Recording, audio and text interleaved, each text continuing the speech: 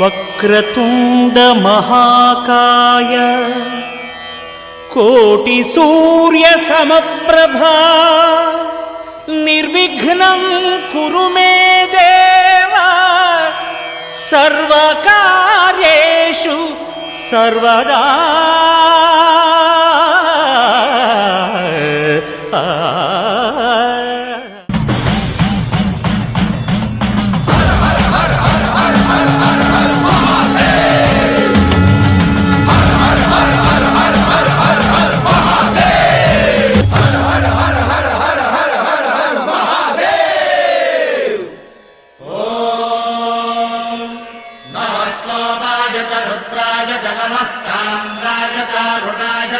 शृंगाय च पशुपतये च नम उग्राय च भीमाय च नमो हत्रे वधाय च धूरे वधाय च नमो हन्त्रे च हनीयसे च नमो वृक्षेभ्यो हरिकेशेभ्यो नमस्काराय नमः शम्भवे च मयो भवे च नमः शङ्कराय च मयस्कराय च नमः शिवाय च शिवधराय च.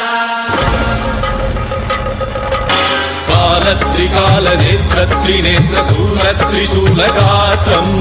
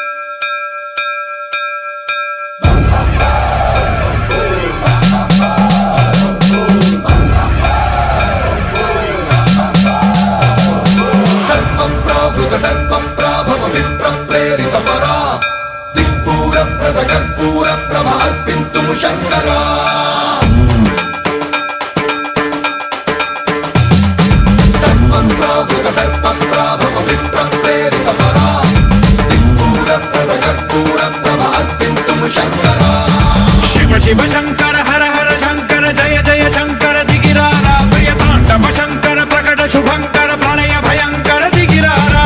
शिव शिव शंकर हर हर शंकर जय जय शंकर दिगिरारा प्रिय तांडव शंकर प्रकट शुभंकर प्रलय भयंकर दिगिरारा.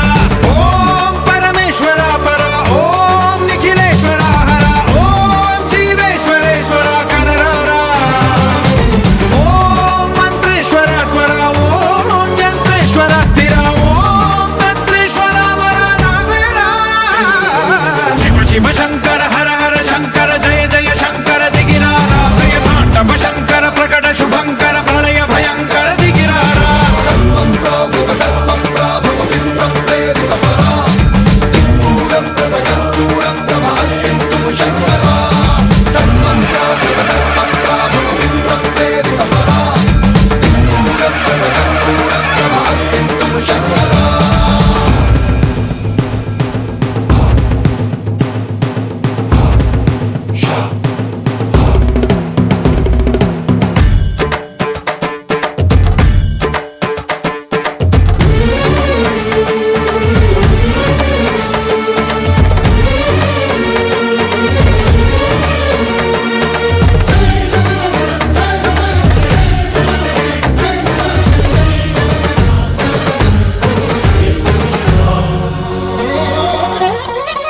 ఆకాశలింగమై ఆవహించరా ఢమ ఢమ ఢమమని డమరుక ధ్వని సలిపి చడదని వదిలించరా. శ్రీవాయులింగమై సంచరించరా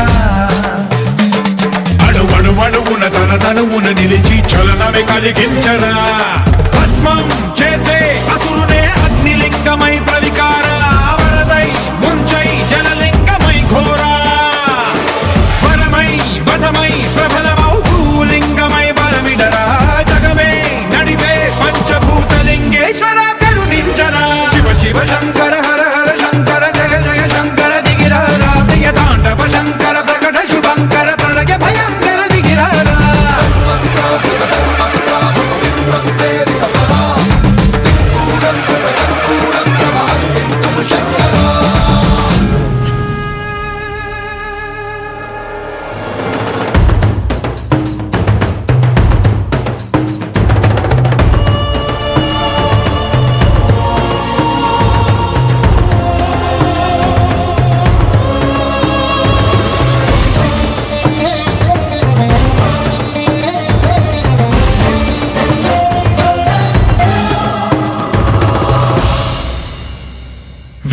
రామేశలింగమై కనికరించరా విధి లిఖితమునిక పరపర చరివి అమృతమి కురిపించరా రామేశలింగమై మహిమ చూపరా పలు శుభములగని అభయముని లిఖితము సతతము అందించరా గ్రహణం నిధనం పాపరాకాళ హస్తిలింగేశ్వర ప్రాణం నీవై ఆలింగనం మీరా జలలో కొలువై హరహరాత్మలింగమై నిలబడరా తుదివై గతివై సర్వజీవలోకేశ్వర రక్షించరా శివ శివ శంకర హర హర శంకర జయ జయ శంకర దిగిరారా ప్రియతాండవ శంకర ప్రకట శుభంకర ప్రళయ భయంకర దిగిరారా శివ శివ హర హర జయ జయ దిగిరారా ప్రియతాండవ శంకర ప్రకట శుభంకర ప్రళయ భయంకర దిగిరారా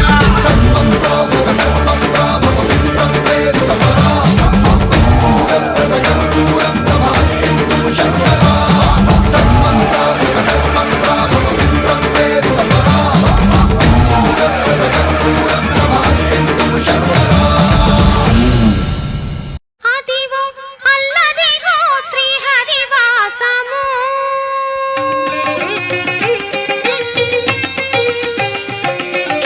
అదివో అల్లదిగో శ్రీహరివాసము 10,000 శేషుల పడగలమయము అదివో అల్లదిగో శ్రీహరివాసము 10,000 శేషుల పడగలమయము అదివో అల్లదిగో శ్రీహరివాసము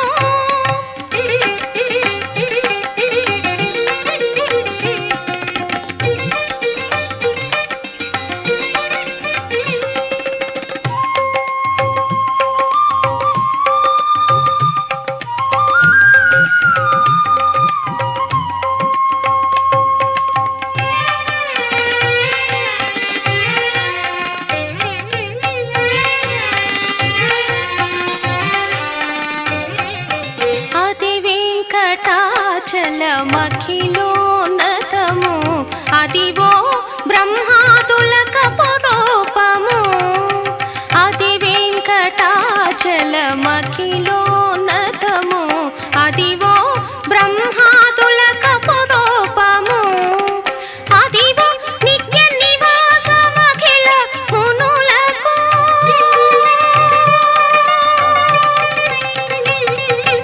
అదివో నిత్య నివాసమఖిల మునులకు అది చూడుడు అది మృక్కుడు ఆనందమయము అది చూడుడది మృక్కుడు ఆనందమయము అదివో అల్లదిగో శ్రీహరివాసము 10,000 శేషుల పడగలమయము అదివో అల్లదిగో శ్రీహరివాసము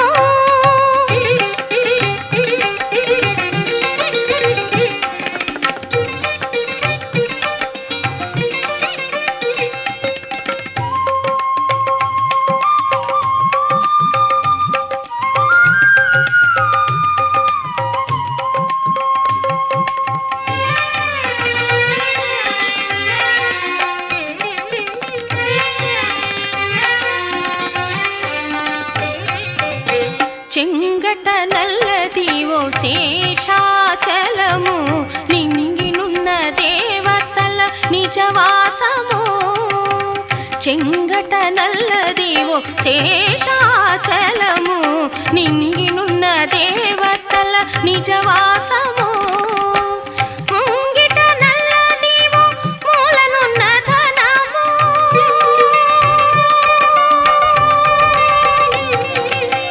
ముంగిట నల్లదివో మూలనున్న ధనము బంగారు శిఖరాల బహుబ్రహ్మమయము అదివో అల్లదిగో శ్రీహరివాసము 10,000 శేషుల పడగలమయము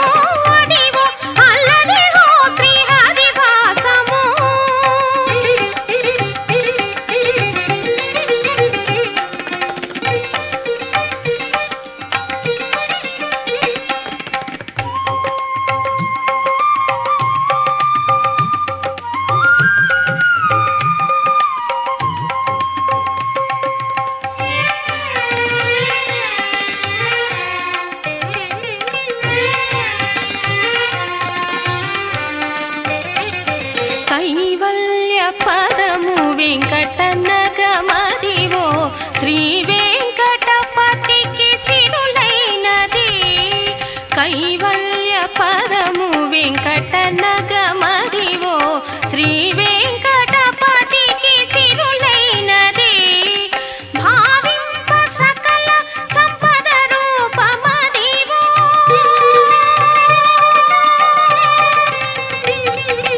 భావింప సకల సంపద రూపమదివో పావనములకెల్ల పావనమయము అదివో అల్లదివో శ్రీహరివాసము పదివేల శేషుల పడగలమయము అదివో అల్లదివో శ్రీహరివాసము శ్రీహరివాసము శ్రీహరివాసము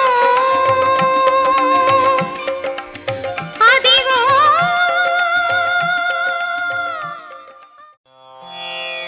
రామాయ రామభద్రాయ రామచంద్రాయ వేధసే రఘునాథాయ నాథాయ సీతాయాః పతయే నమః.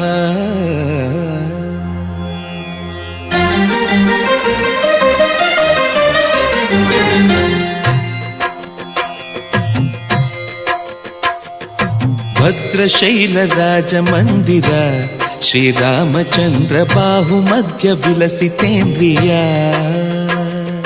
భద్రశైలరాజమందిర శ్రీరామచంద్ర బాహుమధ్య విలసితేంద్రియ వేద వినుత రాజమండల శ్రీరామచంద్ర ధర్మ కర్మయుగళ మండల వేద వినుత రాజమండల శ్రీరామచంద్ర ధర్మ కర్మయుగళ మండల సతత రామదాస పోషక శ్రీరామచంద్ర వితత భద్రగిరి నివేశక భద్రశైలరాజమందిర శ్రీరామచంద్ర బాహుమధ్య విలసితేంద్రియ బాహుమధ్య విలసితేంద్రియ బాహుమధ్య విలసితేంద్రియ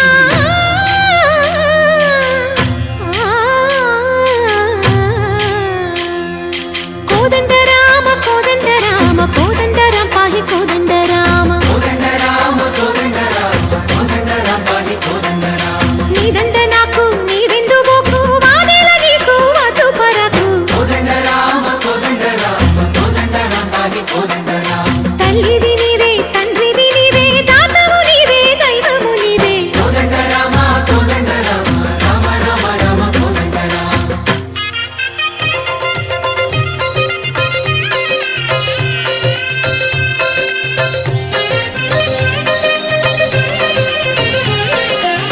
దశరథ రామ గోవింద మమోదయ జూడు పాయి ముకుంద దశరథ రామ గోవింద మముదయ చూడు పాహి ముకుంద దశరథ రామ గోవింద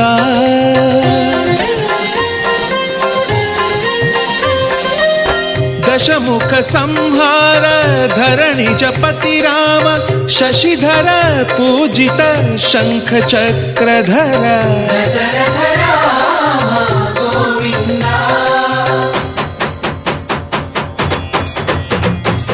తక్కువేమి మనకు రాముండొక్కడుండు వరకు తక్కువేమి మనకు రాముండొక్కడుండు వరకు ఒక తోడుగా భగవంతుడు మును చక్రధారి చంతనే ఉండగ తక్కువేమి మనకు రాముండొక్కడుండు వరకు తక్కువేమి మనకు రాముండొక్కడుండు వరకు జయ జయ రామ జయ జయ రామ జగతి రామ జానకి రామ జయ జయ రామ జయ జయ రామ జగతి రామ జానకి రామ జయ జయ రామ జయ జయ రామ జగతి రామ జానకి రామ జయ జయ రామ జయ జయ రామ జగతి రామ పాహి రామ ప్రభో పాహి రామ ప్రభో పాహి భద్రాద్రి వైదేహి రామ ప్రభో పాహి రామ ప్రభో పాహి రామ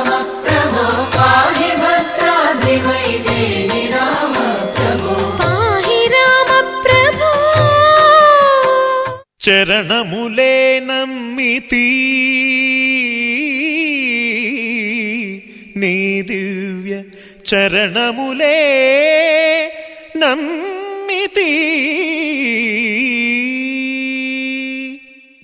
చరణములే నమ్మితి నీ దివ్య చరణములే నమ్మితి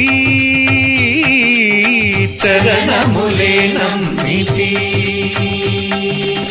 వారధి కట్టిన వరభద్రాచల వరదా వరదా వరదాని దివ్య చరణములే నమ్మితి చరణములే నమ్మితి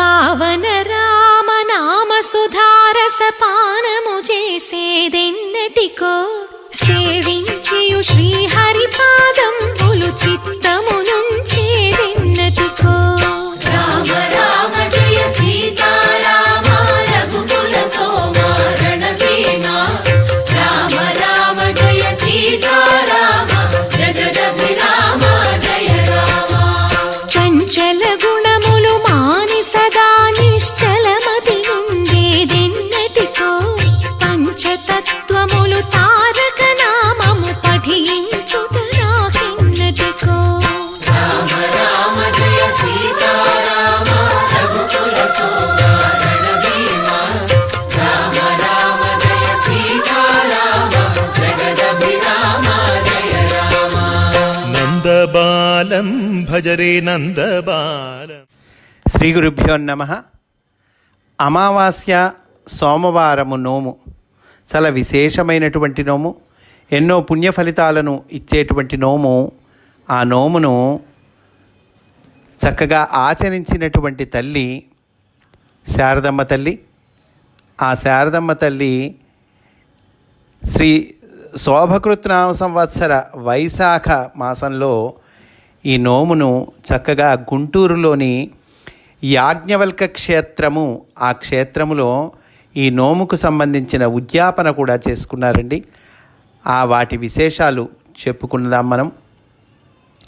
మూలతో బ్రహ్మరూపాయ మధ్యతో విష్ణురూపిణే అగ్రత శివరూపాయ వృక్షరాజాయతే నమః. అశ్వత్థ వృక్షాన్ని పూజ చేయటం, అశ్వత్థ వృక్షమునకు ప్రదక్షిణలు చేయటము ఈ నోములో ముఖ్యమైనటువంటి భాగమండి.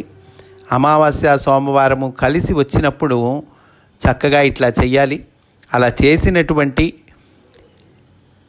తల్లి శారదమ్మ తల్లి 2005లో ఆవిడ ఈ నోమును ప్రారంభించారండి.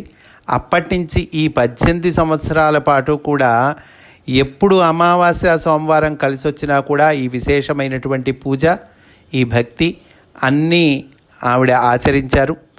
దీని గురించి జొన్నలగడ్డ శేషశైలజ గారు ఒక చక్కటి కవిత రాశారండి. ఆవిడ ఏ విధంగా నోము చేసుకున్నారండి అని ఆ కవితని మనము వివరించుకుంటూ ఈ విశేషాలు చూద్దాము. శ్రీ అన్నవరపు సేతురామయ్య కనకదుర్గమ్మ గార్ల పుత్రికయ్యై, శ్రీ రంగావజ్జల రామకృష్ణయ్య రాజ్యలక్ష్మి గార్ల కోడలై, శ్రీ అనంతరామమూర్తి గారి అర్ధాంగినియై, శివశ్రీనివాస్ ఫణిశ్రీ మనోజ్ఞ ఋత్విక్లతో, శంకర భరద్వాజ్ మాధవి యాజ్ఞిక్లతో, అజయ్ విజయ్ కుమారులందరితో కలిసి సహాయ సహకార మమకారాలను అందిపుచ్చుకొని ప్రణాళిక వేసుకొని నియమంగా 18 సంవత్సరాల పాటు సోమవతి అమావాస్య నోము నోచినది. అంటే మొట్టమొదట ఆమె కుటుంబ సభ్యుల గురించి చెప్తూ ఉన్నారండి. ఆవిడ భర్త గారు శ్రీ అనంతరామమూర్తి గారు, ఆయన ఎంతో సహాయ సహకారాలు అందించబట్టి ఇన్ని నోములు ఆవిడ చేసుకోగలుగుతున్నారు. 4 కుమారులండి చక్కగా ఈ ఆదర్శ దంపతులకు. ఆ కుమారులు, కోడళ్ళు, అట్లాగే మనవళ్ళు, మనవరాళ్ళు, ఇకత బంధువర్గాలు, అట్లాగే స్నేహితులు ఎంతోమంది చక్కగా సహాయ సహకారాలు అందించారు. ఇంత చక్కటి కార్యక్రమానికి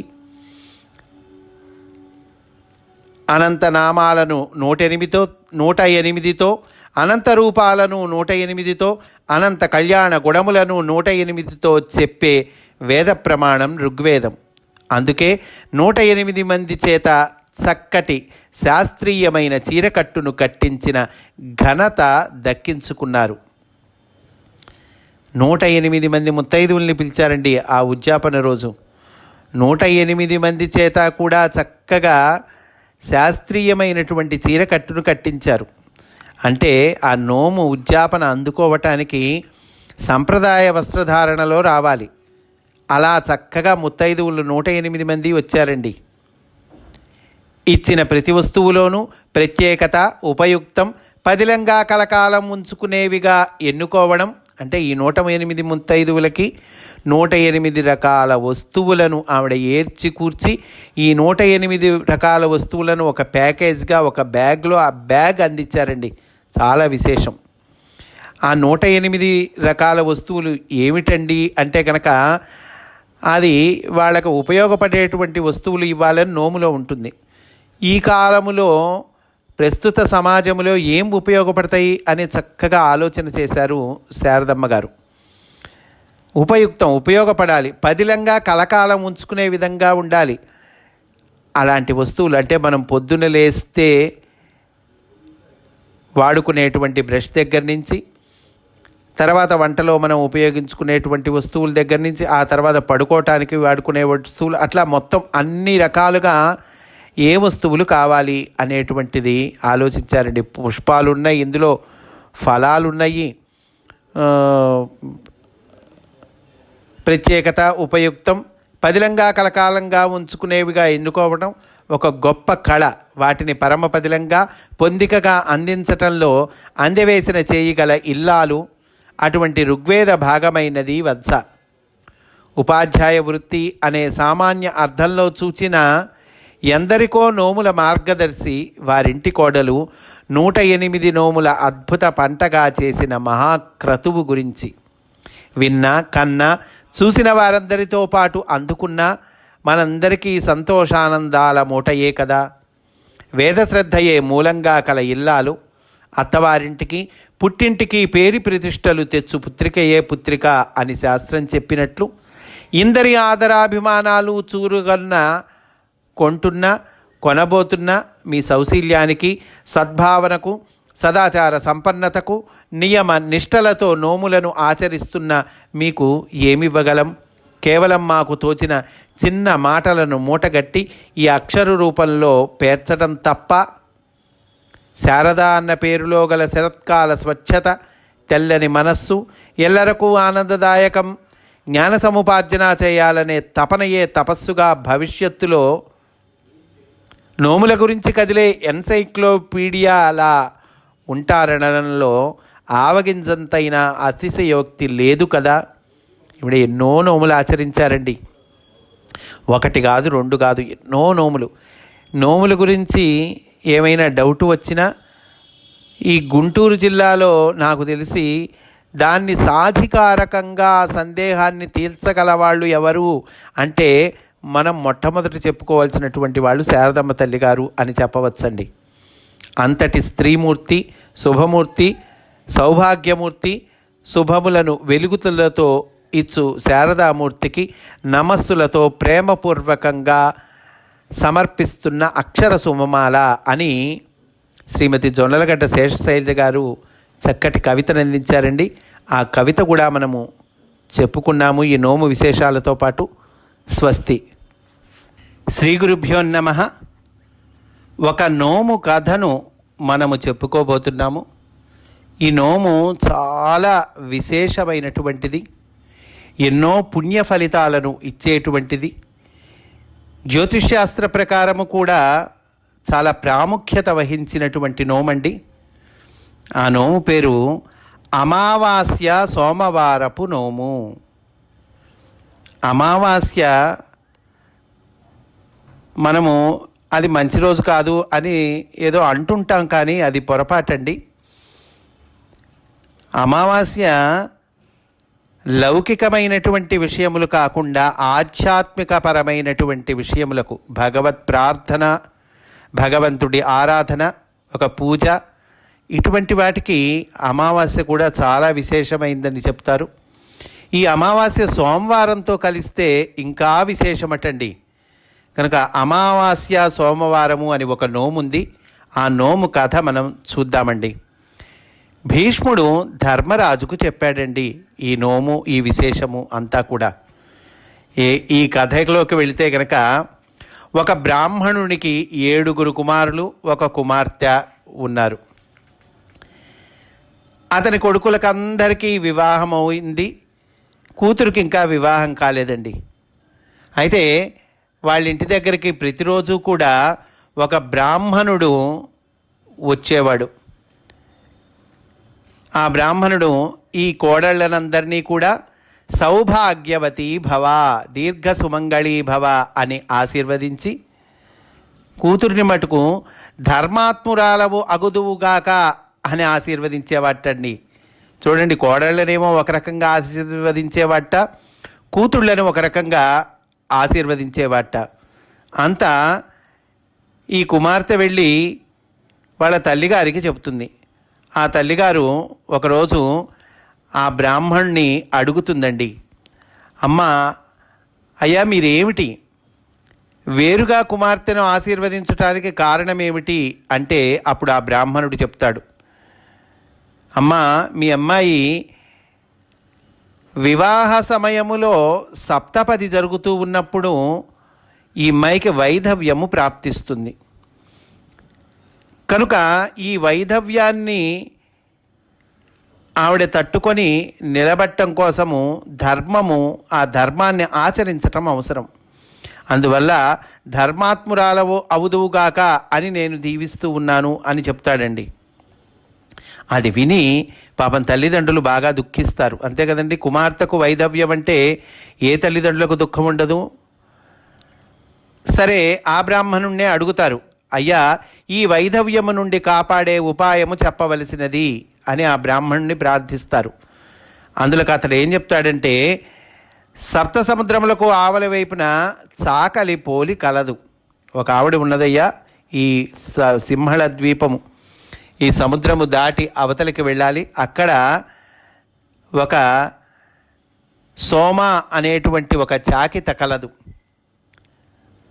ఆమె ఈ వైధవ్యాన్ని బాపగలదు, ఆమె దగ్గరకు ఆ బాలికను తీసుకొని వెళ్ళవలయును అని చెప్తాడండి.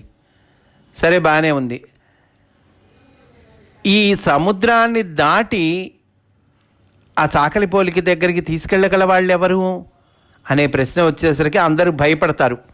కానీ ఆవిడ పెద్దన్న గారి మటుకు అందులకు సిద్ధపడి చెల్లెల్ని వెంటనుడుకొని సముద్ర తీరమునకు వెళ్ళి అక్కడున్న చెట్టు క్రింద నిలిచి ఆ సముద్రమును ఎట్లా దాటవలనో తోచక దిక్కులు చూస్తూ ఉంటే అంతలో ఆ చెట్టు కొన నుండి ఒక పండు క్రింద పడుతుంది. ఆ పండును వారిద్దరూ చెరిసగము తిన్నారు. దానితో వారికి ఆకలి కానీ దప్పికలు కానీ లేవు. తర్వాత చెట్టు కొమ్మ నుండి ఒక గండభేరుండ పక్షి వచ్చి వారిద్దరినీ తన రెక్కల మీద కూర్చుండబెట్టుకొని 7 సముద్రములు దాటించి చాకలిపోలి వాకిట్లో దింపి ఎగిరిపోయినది. చూడండి, గండభేరుండ పక్షి వచ్చి చక్కగా వీళ్ళని అక్కడ దింపి వెళ్ళిపోయిందటండి. అంటే అర్థం ఏంటంటే, ఒక మంచి పనితో, ఒక భగవత్ సంబంధమైనటువంటి కార్యక్రమం కోసము మనం గనక బయలుదేరి వెళ్తూ ఉంటే భగవంతుడు తన సహకారాన్ని తను ఎక్కడ ఎప్పుడు ఎలా అందించాలో అలా అందిస్తాడు. అదిగో వీళ్ళకి అట్లా ఆ గండభేరుండ పక్షి వచ్చింది, వీళ్ళిద్దరికీ సహాయం చేసింది. ఆ సోమ అనేటువంటి చాకిత అంటున్నాము, చాకలిపోలి అంటున్నాము, ఏదైనా ఒకటేనండి. వాళ్ళ ఇంటి వాకిట్లో దింపి వెళ్ళిపోయింది. అప్పటి నుండి అన్నా చెల్లెళ్ళు ఏం చేశారు, వారు ఆ పోలి వాకిలి తుడిచి కళ్ళాపు చల్లుతూ అక్కడున్న చెట్టు తొర్రలో నివసించుచుండిరి. రోజు తన వాకిలి క్రొత్త ముగ్గులతో ఉండటం చూచి చాకలిపోలి వాళ్ళని కనిపెట్టాలని ప్రయత్నిస్తూ ఉంది. అట్లు కొన్ని దినములు గడిచిన పిమ్మట ఒక తెల్లవారుజామున ఆమె వారిని చూచి తన వాకిలిని అలా శుభ్రము చేయడానికి కారణమేమడి అడిగెను. చూడండి, వీళ్ళు ఒక పని కోసం ఆమె దగ్గరికి వెళ్ళారు. వెళ్ళి రోజు ఆవిడ వాకిలి ఊడ్చి చక్కగా శుభ్రం చేసి ఆవిడ బయటికి వెళ్ళటానికి రావటానికి వీలుగా చేసి ముగ్గులు పెట్టి అందంగా చేసి అట్లా ఆవిడకి, అంటే వచ్చిన వెంటనే ఆవిడకి కనిపించలేదండి వాళ్ళు. ఎప్పుడైనా సరే మనం ఒక పని మీద ఒక మహానుభావుడి దగ్గరికి వెళ్ళినప్పుడు వెంటనే ఆయనకి గబగబా నాకు ఈ పని నా పని చేసి పెట్టని అడగటం కాదు. ముందు ఆయనకు అనుకూలంగా ప్రవర్తించాలి, ఆయనని ప్రసన్నం చేసుకోవాలి, ఆయనకి సేవ చెయ్యాలి. అప్పుడు మనం వాళ్ళని సహాయాన్ని అర్థించాలండి. ఆ నీతి ఇక్కడ చెప్తూ ఉన్నారు. ఎందుకయ్యా మీరు ఇట్లా చేస్తున్నారు అని అడిగింది. అందులకు వారు ఆమె వల్ల ఒక గొప్ప సహాయము పొందు ఉద్దేశ్యముతో అలా చేయుచున్నట్లు తెలపగా ఆ సహాయం ఏదో తెలుపవలసినదని ఆమె వారిని అడిగను. అంతవారు తమ కోరిక తెలిపిరి. చాకలిపోలి అట్లే చేయుటకు అంగీకరించి తన 7 కోడళ్లను పిలిచి, అంటే ఆ చాకలిపోలిని తీసుకొచ్చి కూర్చోబెట్టండి, అప్పుడు వివాహం జరిపించండి. కనుక ఈ అమ్మాయికి ఆ పెళ్లి సమయంలోనే, ఆ సప్తపది సమయంలోనే భర్త చనిపోతాడు అని ఉన్నది కాబట్టి ఆవిడని కనుక పిలిచి తీసుకొచ్చి కూర్చోబెడితే అప్పుడు మీరు ఈ ఆపద నుండి గట్టెక్కవచ్చు అని ఆ బ్రాహ్మణుడు చెప్పాడు కదండి. సరే, వాళ్ళు కూడా ఆ కథ అంతా చెప్పారు ఆమెతో. ఆవిడ ఒప్పుకుంది, రావటానికి అంగీకరించింది. ఆమెకి 7 కోడళ్ళట. ఆ 7 కోడళ్ళని పిలిచింది. పిలిచి ఏమని చెప్పింది? తాను తిరిగి వచ్చు లోపల ఇంట్లో ఎవరైనా చనిపోతే వారి శవమును దహనము చేయకుండా తాను వచ్చినంత వరకు భద్రపరచవలయునని చెప్పి ఆ అన్నా చెల్లెండ్ర వెనుక ప్రయాణమై దివ్యశక్తితో సప్త సముద్రములను వారితో పాటుగా దాటి వారి ఇల్లు చేరెను.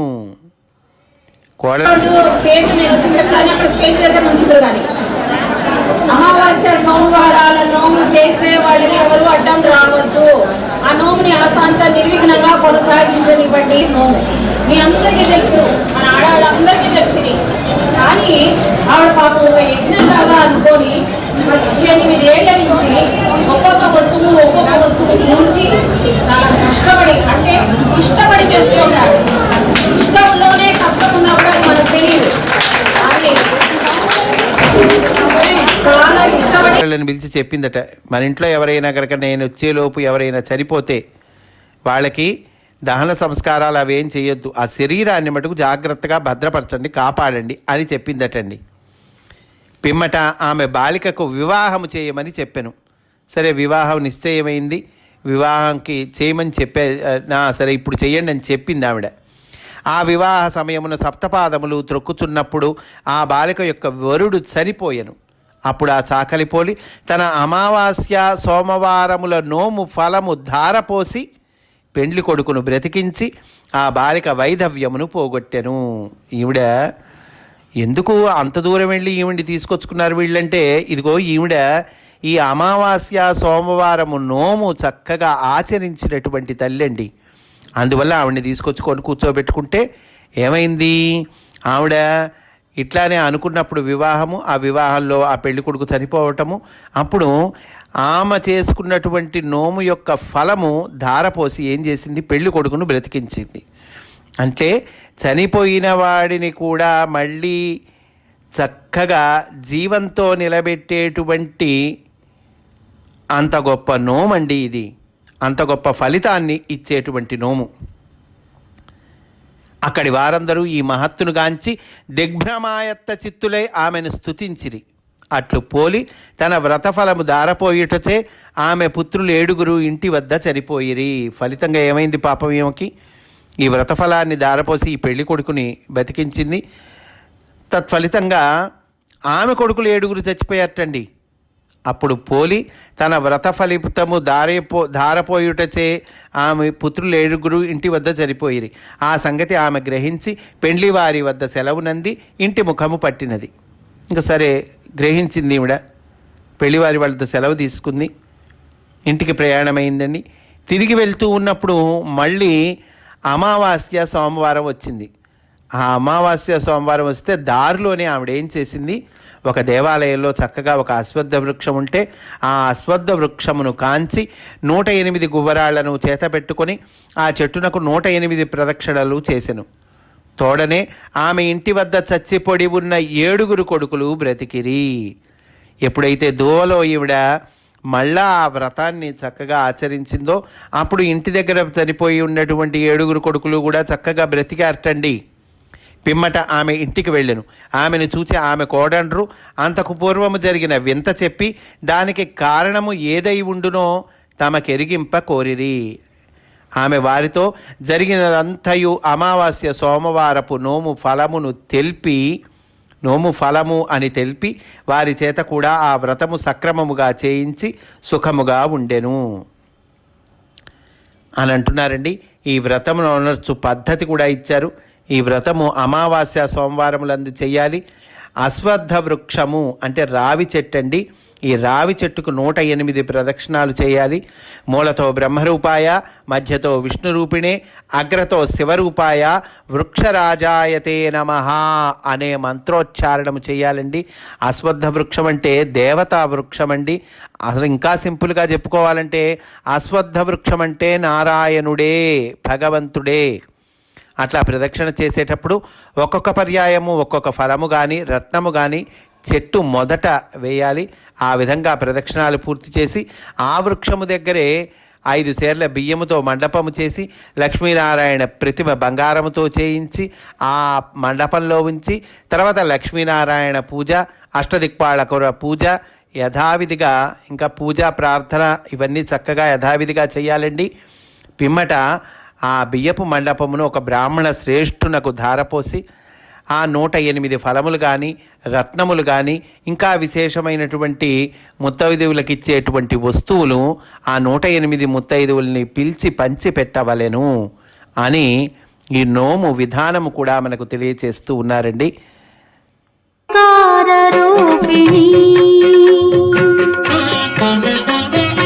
ఓంకారరూపిణి క్లీంకారవాసిని జగదేక మోహిని ప్రకృతి స్వరూపిణి ఓంకారరూపిణి క్లీంకారవాసిని జగదేక మోహిని ప్రకృతి స్వరూపిణి.